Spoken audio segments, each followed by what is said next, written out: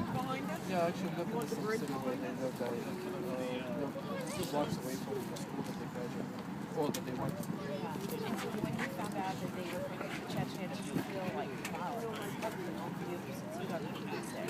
Well, actually not Chechnya, it's a region next to it. It's just south of Dagestan. But I kind of realized when they mentioned that it's in Russia that that's where it's coming from, and Dagestan, Chechnya. That place is, without exaggeration, thousands of terrorist planes. And we've seen schools get taken over with hundreds of kids being killed. We've seen theaters get taken over with City council.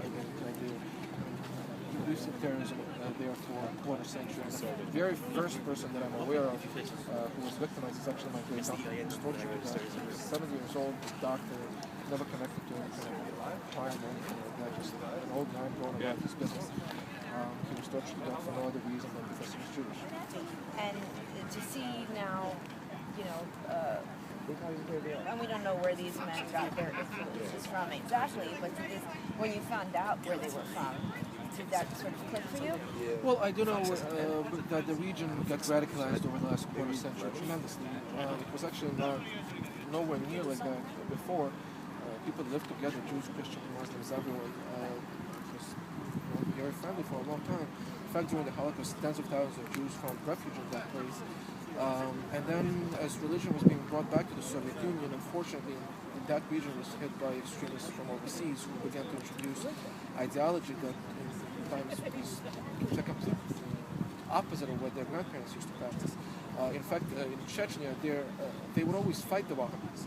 The leader of the Chechens, who was buried in the most famous leader of the Chechens, he was buried in the 19th century in what is now Saudi Arabia. When the Wahhabis came to power, they actually destroyed his grave because the Wahhabis and the Chechens have been fighting for a long time. They never practiced that form of religion that Al-Qaeda practiced.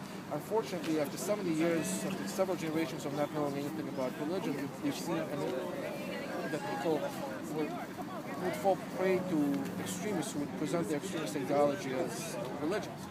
And the result was that the place really blew up, and we've seen more terrorist attacks coming out of that region than out of Afghanistan, out of any other place in the world. It's just that it hasn't hit the United States, fortunately, so far.